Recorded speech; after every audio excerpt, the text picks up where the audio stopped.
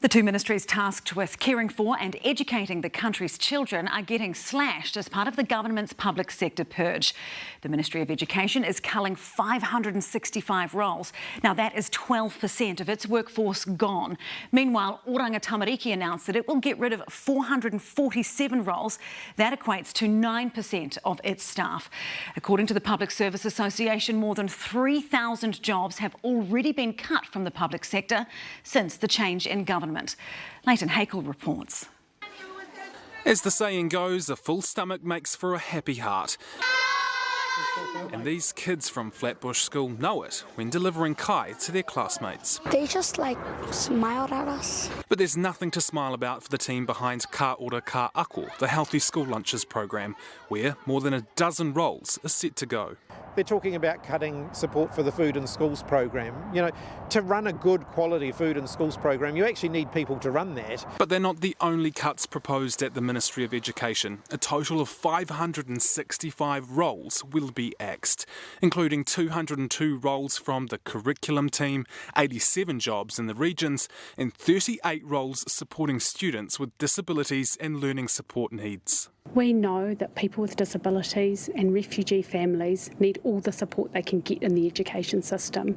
These proposals provide the opposite. Fleur Fitzsimons from the PSA calls it a dark day not only for staff but children too.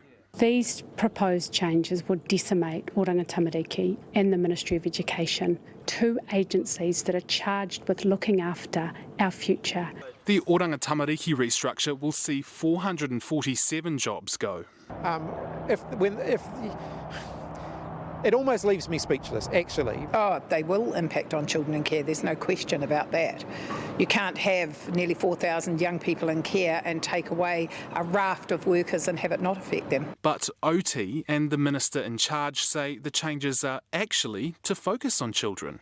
We're refocusing OT back to their core focus, which is our children and our young people, and making sure that our frontline services are resourced and have the tools that they need. I think if they were really focused on children, they would have spoken to young people about what those changes are going to be, and they would have consulted with the agency that represents the voice of them.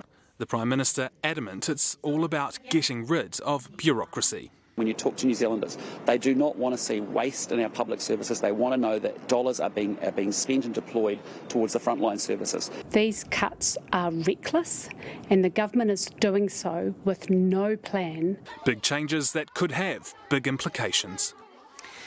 Later, no mincing words there. So has the government got a plan?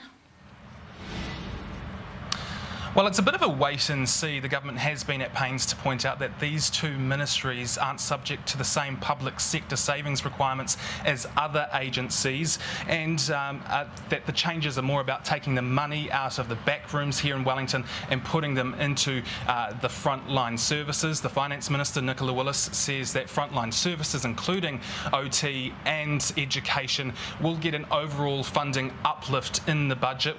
We don't know what that will look like or how it will work yet, but there are concerns that a lot of the roles that are set to go are crucial to the operation and support of those frontline services, and if you're not well supported, it's pretty hard to do your job. Ngā mihi, Leighton. Thanks so much.